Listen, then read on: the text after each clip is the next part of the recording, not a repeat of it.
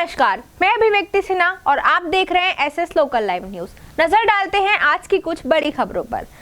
जहां एक और विधानसभा चुनाव को लेकर सभी राजनीतिक पार्टियों में हलचल है, तो वहीं सभी पार्टियां चुनाव को लेकर अपने राजनीतिक समीकरण सटीक बिठाने की तरकीब में लगी हुई हैं। इसी को लेकर सपा कार्यालय पर आज एक मीटिंग आयोजित हुई और समाजवादी पार्टी के अल्पसंख्यक सभा के राष्ट्रीय सचिव मनोनीत किए जाने हारून सफी का स्वागत किया गया।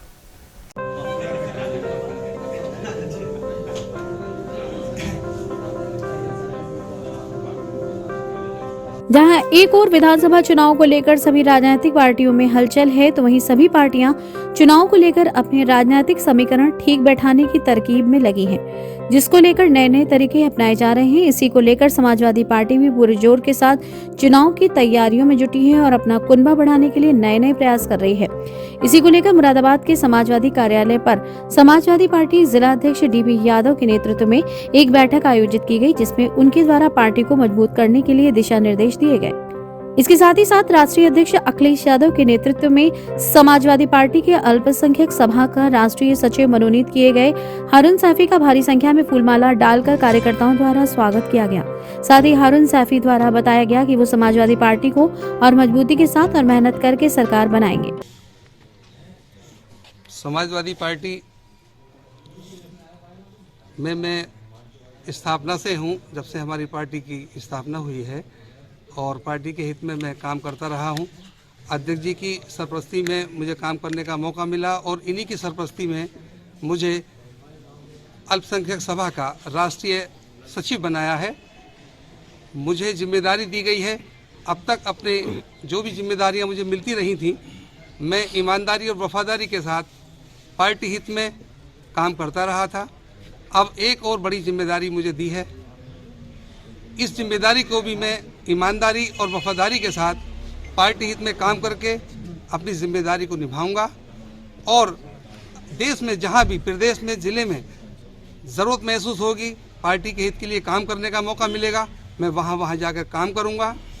और अपने ज़िले में जो 6 सीटें हैं, इंशाल्लाह इस पे मेरा ख़ास फोकस रहेगा और हमारी सबकी ये कोशिश होगी कि हम इन 6 की 6 सीटों को जीत करके विधानसभा में अपने विधायकों को पहुंचाएंगे और अपने अखिलेश भैया जी को हम दोबारा से फिर इस प्रदेश का मुख्यमंत्री बनाएंगे। इस मौके पर मोहम्मद बॉबी, अकरम रिजवान, नदीम मंसूरी आदि लोग उपस्थित रहे। में देखने वाली बात यह भी होगी कि इस चुनावी रण में किसकी जीत होती है और किसकी हार।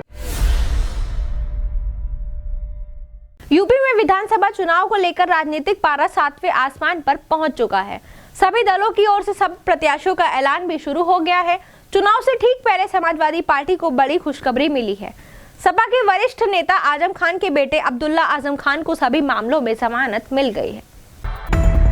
अब्दुल्ला आजम के खिलाफ लगभग 43 मुकदमे दर्ज हैं। सभी 43 मुकदमों में अब्दुल्ला आजम को कोर्ट से जमानत मिलने के बाद वो तकरीबन 23 महीने बाद जेल से बाहर आए।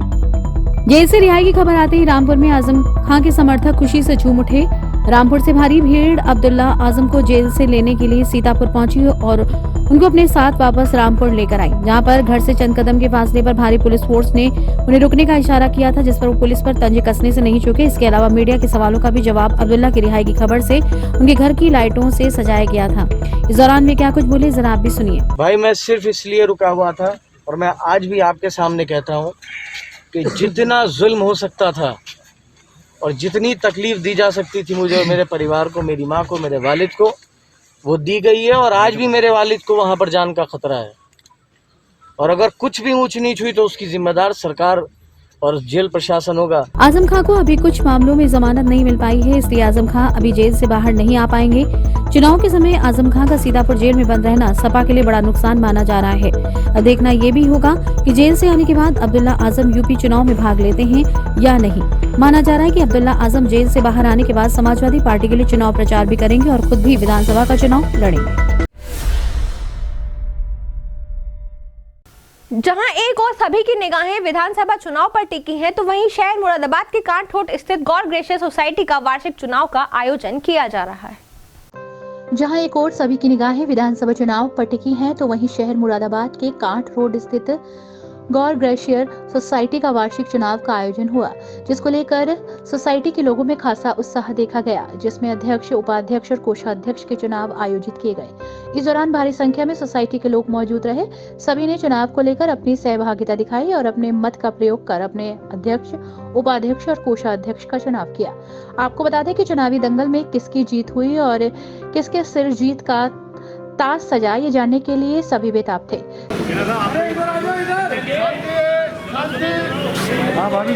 आज तो 3 पोस्ट के लिए वोटिंग हुई थी, प्रेसिडेंट, वाइस प्रेसिडेंट और ट्रेजरर। 3 लोगों के लिए जो आज वोटिंग हुई है, उसमें प्रेसिडेंट इलेक्ट हुए हैं मिस्टर इंद्रजीत सिंह, जिनको 122 मत पड़े हैं, और 33 मत पड़े हैं मिस्टर राकेश अग्रवाल को। दूसरे वाइस प्रेसिडेंट हुए हैं इलेक्ट डॉक्टर भूदेव सिंह, इनको 83 वोट पड़े हैं और खन्ना जी को 74। तो भूदेव सिंह जी इलेक्ट हो गए हैं एज वाइस प्रेसिडेंट। और ट्रेजरर में अजय कुमार अग्रवाल जी को 120 मत पड़े हैं और राजेंद्र कुमारी जी को 36 मत पड़े हैं। तो ट्रेजरर के लिए अजय कुमार अग्रवाल जी इलेक्ट घोषित किए जाते हैं। धन्यवाद। साथ ही किसको किस पद से नवाजा गया, ये भी बहुत बड़ा सवाल था, जिसमें सामने आए नतीजों के हिसाब से अध्यक्ष पद पर इंद्रजीत सिंह ने जीत हासिल की, जबकि अगर बात की जाए उपाध्यक्ष पद की तो डॉक्टर भूपेंद्र सिंह का नाम सामने आया। साथ ही कोषाध्यक्ष के लिए अजय अग्रवाल ने जीत हासिल की। ये जीत पूरी कॉलोनी की है और जहाँ तक कॉलोनी की बात है, जो काम होने हैं मेंटेनेंस का, वाटर लॉगिंग का, तो यही मुख्य काम है। और हमारा क्लब जो गौर ने ले लिया, वो क्लब को वापस लेने के लिए लड़ाई लड़नी पड़ी। क्या कहना चाहते हैं कॉलोनी वासियों से? तो सभी कॉलोनी वासियों का बहुत बहुत धन्यवाद। सभी जीते हैं। कॉलोनी का चुनाव तो घर का चुनाव है, इसके अंदर कोई इलेक्शन तो है ही नहीं है, तो इसलिए सभी की जीत है। और जो भी कहा है, सभी के सहयोग से काम होगा भैया, कोई पॉलिटिकल पोस्ट तो है नहीं, ये तो सर्विस की पोस्ट है। शुक्रिया। इस दौरान जीत हासिल करने वाले प्रत्याशियों ने वादा किया कि वे अपना काम पूरी लगन और निष्ठा के साथ करेंगे और सभी का आभार व्यक्त किया। बिजनौर में भाजपा ने 8 विधानसभा से अपने प्रत्याशी की घोषणा कर दी है, जिसमें पूर्व विधायक मृतक लोकेंद्र के भाई सीपी सिंह को नूरपुर विधानसभा से प्रत्याशी घोषित किया गया है। भाजपा ने सिटिंग एमएलए की लिस्ट जारी करते ही विपक्षी दलों में खलबली मचा दी है। सभी विधानसभा क्षेत्र से पुराने प्रत्याशियों को मैदान में उतारा गया है, जिससे बिजनौर की राजनीति में संग्राम मचा हुआ है। दरअसल आपको बता दें कि विधानसभा चुनाव की घोषणा होते ही भाजपा के दावेदारों की काफी लंबी लाइन देखने को मिल रही थी, लेकिन भाजपा ने सिटिंग एमएलए को फिर से प्रत्याशी घोषित कर दिया है। पुराने प्रत्याशियों की घोषणा होने के बाद लिस्ट जारी होते ही विपक्षी दलों में संग्राम मचा हुआ है। नूरपुर विधानसभा से 3 वर्ष पूर्व भाजपा के विधायक लोकेंद्र का सड़क दुर्घटना में देहांत हो गया था, जिसके बाद नूरपुर सीट पर उपचुनाव हुआ था। उपचुनाव में समाजवादी पार्टी के नेता नईमुल हसन ने जीत दर्ज की थी, लेकिन इस बार विधानसभा चुनाव के समीकरण बदले हुए नजर आ रहे हैं। मृतक लोकेंद्र के भाई को ही भाजपा ने नूरपुर विधानसभा से चुनावी मैदान में उतारा है। हालांकि भाजपा ने 8 विधानसभा सीट पर पुराने प्रत्याशियों को ही मैदान में उतारा है। पहले तो मैं अपने पार्टी नेतृत्व का हृदय से आभारी हूं, प्रदेश नेतृत्व का और अपने केंद्रीय नेतृत्व का, माननीय योगी जी का और माननीय मोदी जी का, कि उन्होंने मुझे एक साधारण से कार्यकर्ता को इस योग्य समझा कि भारतीय जनता पार्टी जैसी विश्व की सबसे बड़ी पार्टी का मुझे यहाँ से उम्मीदवार बनाया। तो जनता के बीच में किन मुद्दों को लेकर के, क्या नूरपुर विधानसभा क्षेत्र में क्या ऐसे मुद्दे रह गए हैं, नहीं हो पाया? भारतीय जनता पार्टी के पिछले 5 साल का जो कार्यकाल रहा है, पार्टी ने हर वर्ग के लिए काम किया है और जो पार्टी का घोषणा पत्र है, जो पार्टी का संकल्प पत्र है, पार्टी ने वो जारी करेगी और जो भी नूरपुर विधानसभा के क्षेत्र की मांग होंगी वो मैं मांग पुरजोर उठाने की कोशिश करूंगा वहां पर। और ये ईश्वर से भी प्रार्थना करता हूं और क्षेत्र की जनता को भी ये वायदा करता हूं कि उनकी जो भी मांगे होंगी उसको मैं सदन में रखने का काम करूंगा। प्रत्याशी नूरपुर विधानसभा सभी प्रत्याशी वोट के प्रति काफी मजबूत हैं और इस बार विधानसभा चुनाव में काफी दिलचस्प मुकाबला देखने को मिलेगा। खुर्शीद आलम। खुर्शीद जी, आप भाजपा के समर्थक हैं कि कार्यकर्ता हैं? कार्यकर्ता हैं। तो आज आपके यहाँ से नूरपुर विधानसभा से सीपी सिंह जो टिकट हुआ है नूरपुर विधानसभा क्षेत्र में, तो क्या संदेश देना चाहोगे आप, क्या बताना चाहोगे? हम फुल मदद करनी चाहेंगे इनकी। जी। किस तरह का विधायक आपको चाहिए यहाँ? जैसे चाह रहे थे वैसे ही हमें मिल गए हैं। अच्छा जी। तो मुसलमानों का जो खास तौर से यहाँ अंसारियों का बाहुल्य क्षेत्र है जी, तो कैसा समर्थन रहेगा सीपी सिंह जी का? अच्छा रहेगा, बढ़िया रहेगा। क्या कहना चाहेंगे? जी, हम ये चाहते हैं कि हमारी पार्टी है, हम इसको जो है अपना बहुमत से बढ़िया करके इसको जिताएं पार्टी को और अपनी विजय बनाएं। कितने दिनों से आप भाजपा की सेवा में लगे? मैं सन 2007 से हूँ जी। तब से आप भाजपा से? जी। आपके साथ और कितना मुस्लिम वोट? मेरे बूथ की बात बता रहा हूँ, 150, 125, 150 आते थे। अच्छा। दोनों बार में। जी। क्या मानते हैं आप जीत? आपके 300 लाएंगे, दुगने करेंगे आपके। अच्छा। अपने बूथ को जिताने का काम है। जी। भाजपा समर्थक नूरपुर इसी दौरान सीपी सिंह ने पार्टी द्वारा बनाए गए प्रत्याशी की हैसियत से अच्छे वोटों से जीत दर्ज करने का दावा किया है। मुंडा पांडे थाना क्षेत्र अंतर्गत लगने वाली दलपतपुर चौकी पर कार्यरत चौकी इंचार्ज प्रमोद यादव ने पूरी टीम और अपने दल बल के साथ रेत बालू से भरे आधा दर्जन से अधिक डंपरों को लेकर सघन चेकिंग अभियान चलाया है। मुरादाबाद जनपद के मुंडा पांडे थाना क्षेत्र अंतर्गत लगने वाली दलपतपुर चौकी पर कार्यरत चौकी इंचार्ज प्रमोद यादव ने पूरी टीम दल बल के साथ रेत बालू से भरे आधे दर्जन से ज्यादा डंपरों को सघन चेकिंग अभियान चलाया और कार्रवाई के दौरान अवैध वाहनों को पकड़कर चौकी परिसर में खड़ा कर लिया। आपको बताते चलें कि मुरादाबाद के वरिष्ठ पुलिस अधीक्षक के आदेशानुसार रेत बालू से भरे डंपरों द्वारा सघन चेकिंग अभियान चलाया जा रहा है, जिसमें रेत से भरे रोड पर दौड़ा रही आधा दर्जन से ज्यादा डंपरों को पकड़कर चौकी परिसर में खड़ा कर लिया गया है। आगे की वैधानिक कार्रवाई में पुलिस जुटी हुई है। वहीं जानकारी देते हुए दलपतपुर चौकी इंचार्ज प्रमोद यादव ने बताया कि आधा दर्जन से ज्यादा रेत बालू से भरे नंबरों को पकड़ा गया है और इनका चालान काटा गया।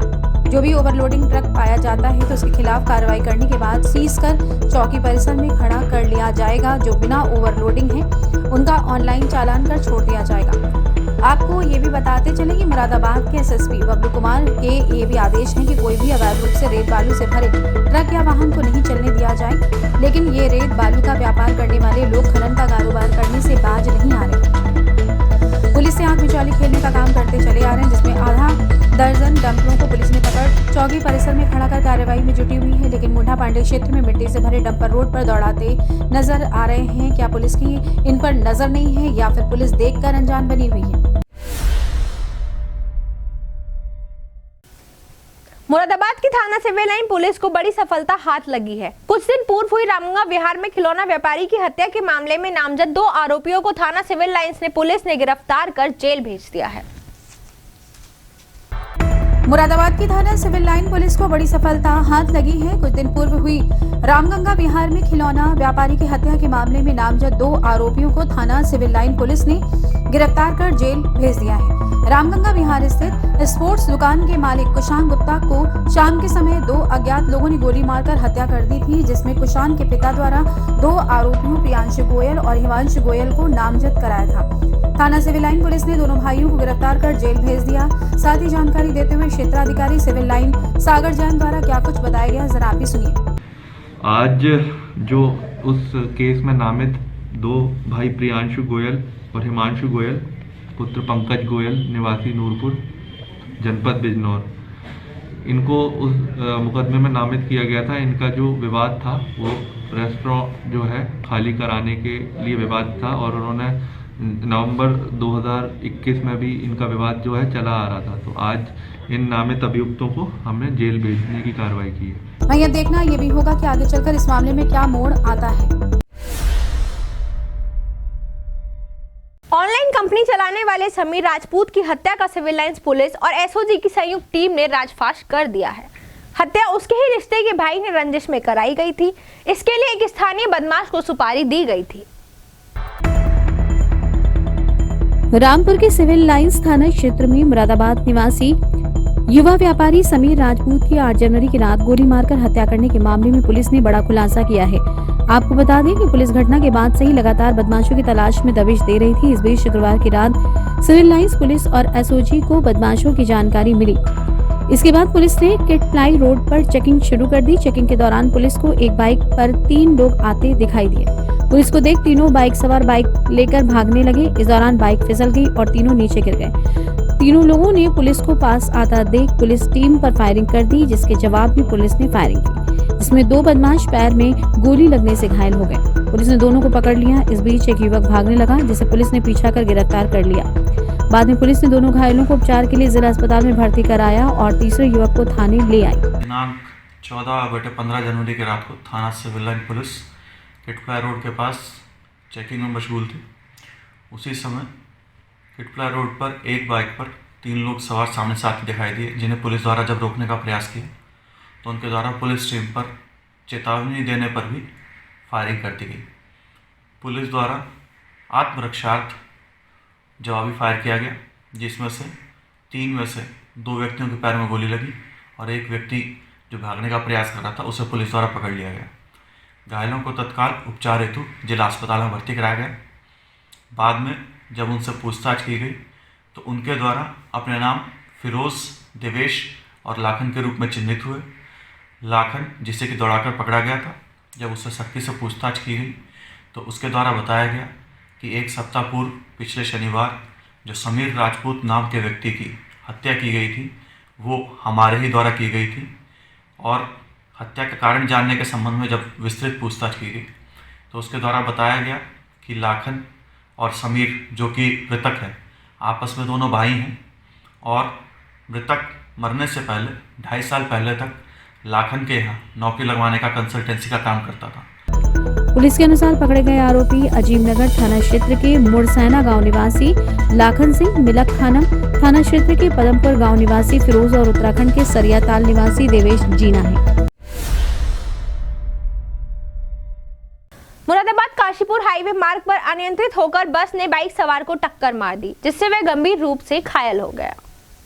सड़क हादसों का ग्राफ लगातार बढ़ता जा रहा है। वहीं काशीपुर हाईवे मार्ग चौकी जलालपुर के पास मुरादाबाद से तेज रफ्तार में काशीपुर के लिए बस जा रही थी और जैसे ही जलालपुर चौकी क्षेत्र के गांव नूरपुर के पास पहुंची तो सामने से आ रही बाइक सवार को बस ने जोरदार टक्कर मार दी। इससे बाइक चालक गंभीर रूप से घायल हो गया। सूचना मिलते ही पुलिस घटनास्थल पर पहुंच गई और घायल को पहले तो धारक नंगला जनप्रिया हॉस्पिटल में भर्ती कराया। उसके बाद डॉक्टर ने नाजुक हालत के चलते जलालपुर चौकी पर कार्यरत एसआई गोपाल सिंह की मदद से जिला अस्पताल ले जाकर भर्ती कराया गया। सूत्रों का कहना है कि हादसे के कारण रोड पर गहरे गड्ढे होना बताया जा रहा है। गड्ढों से बचाने के कारण बाइक सवार बस की चपेट में आ गया और गंभीर रूप से घायल हो गया। मामला ये था सर, ये रोड बस जो है प्राइवेट सुपरफास्ट मुरादाबाद से काशीपुर के लिए आ रही थी।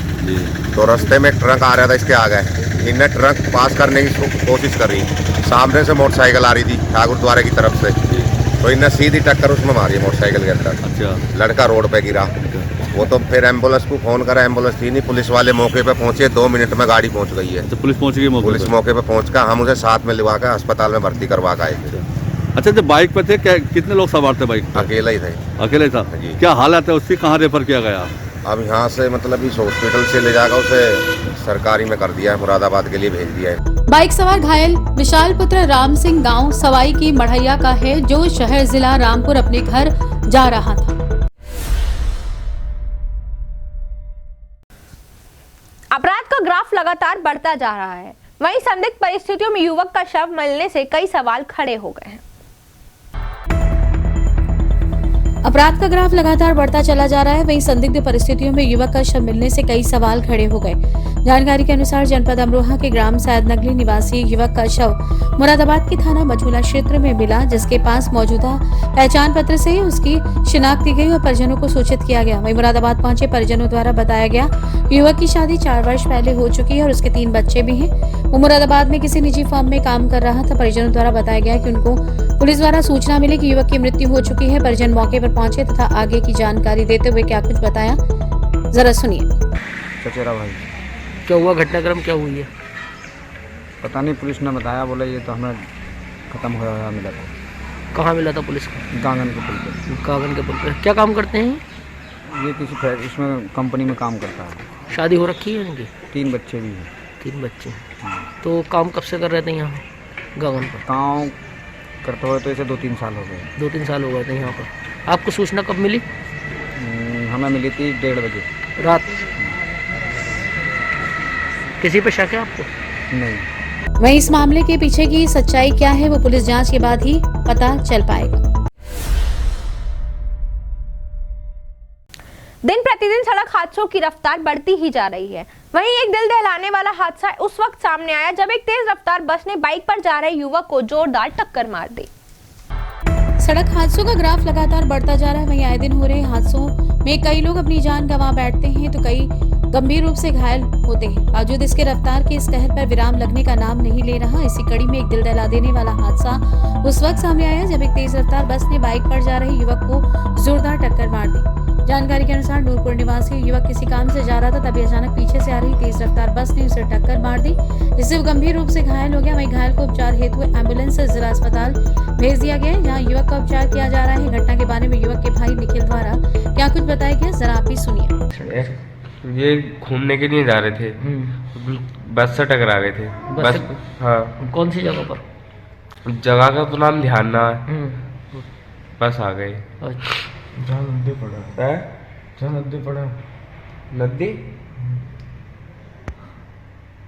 टकरा गए है, टकरा गए थे हाँ, बस से। हाँ। यहाँ कौन लेकर आया?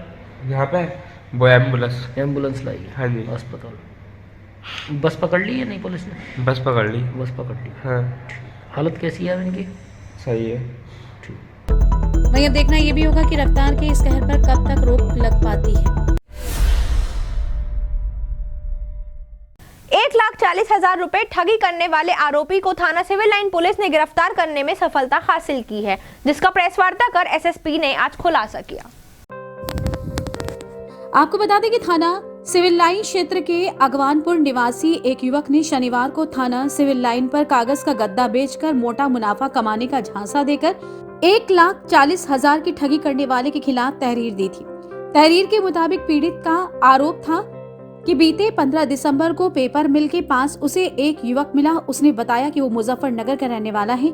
युवक ने पीड़ित से कहा कि तुम मेरे साथ मिलकर गत्ता बेचो, उसमें मोटा मुनाफा होगा, और अपने झांसे में लेकर करीब 1,40,000 रुपए की रकम अपने खाते में ट्रांसफर करवा ली। इसके बाद ठगी का एहसास हुआ तो पीड़ित इकराम ने इसकी शिकायत तुरंत थाना सिविल लाइन पर की थी। थाना सिविल लाइन पुलिस ने दर्ज मुकदमे के आधार पर 1,40,000 रुपए की धोखाधड़ी करने वाले आरोपी मोहम्मद खालिद निवासी जिला मुजफ्फरनगर को गिरफ्तार कर लिया, जिसका खुलासा सिविल लाइन स्थित पुलिस लाइन सभागार में वरिष्ठ पुलिस अधीक्षक बबलू कुमार द्वारा किया गया। बबलू कुमार द्वारा बताया गया कि आरोपी खालिद ने धोखाधड़ी से 1,40,000 की ठगी कर ली थी। पुलिस ने आरोपी को गिरफ्तार कर लिया है। देखिए, थाना सिविल लाइन पर एक व्यक्ति जो इकराम है, बेसिकली वो पेपर मिल में वेस्टेज सप्लाई करने का काम करते हैं। इन्होंने एक तहरीर दिया कि इनके पास एक मोबाइल फ़ोन से एक अमित नाम का व्यक्ति बताकर एक आदमी ने पेपर सप्लाई के नाम पर तकरीबन 1,40,000 रुपया की ठगी कर ली है, और उनके दिए गए तहरीर के आधार पर मुकदमा दर्ज कर लिया गया था।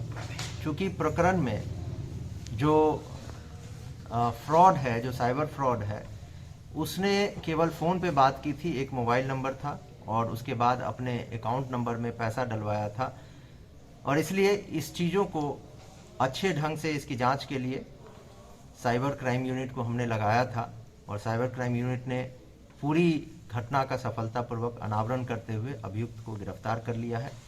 यह अभियुक्त जो ओरिजिनली देहरादून का रहने वाला है, खालिद, ये बेसिकली पहले कबाड़ी का काम भी करता था, और अब अपने माताजी के नाम से निकाले गए सिम और उनके अकाउंट नंबर का उपयोग करके बहुत सारे लोग जो इस पेपर वेस्ट पेपर का सप्लाई करते हैं, उन लोगों के साथ फ़ोन करके ठगी करके सप्लाई करने के नाम पर और अपने अकाउंट में पैसा ले लेते थे। उनके पास से एक मोबाइल फ़ोन, 2 आधार कार्ड, कई एटीएम, पासबुक है बैंक के, और जो 1,32,000 रुपये जो इन्होंने ठगी करके बैंक से निकाले थे, वो सभी बरामद कर लिए गए हैं। इनको गिरफ्तार कर जेल भेजा जा रहा है, और ये बहुत ही ट्रिकी और कॉम्प्लिकेटेड केस भी था, जिसमें हमारे साइबर क्राइम यूनिट ने बड़ा अच्छा काम किया है। बधाई के पात्र हैं, उन्हें इनाम और प्रशस्ति पत्र भी प्रदान किया। सर, इसके अलावा कोई और मामला प्रकाश में आया इसका? देखिए, अभी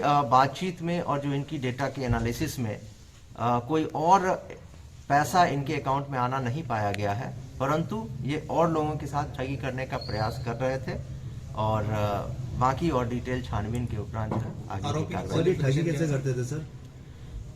देखिए, इन्होंने क्या किया कि जो मेन सप्लायर है, जो एक गोरखपुर के ट्रांसपोर्टर है, वहाँ से कागज को, रद्दी कागज को मंगवाया और पेपर मिल के नाम से वहाँ से उसकी पेपर कटवाई।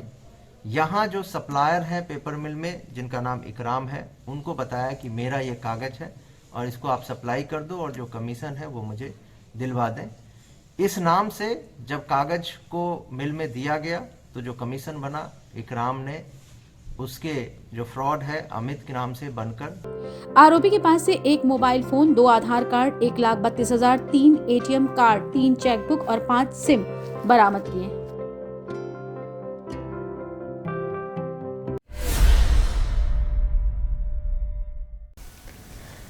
आज के लिए इतना ही। कल फिर मिलेंगे ताजा तहरीन खबरों के साथ। तब तक के लिए बने रहें SS लोकल लाइव न्यूज के साथ। धन्यवाद।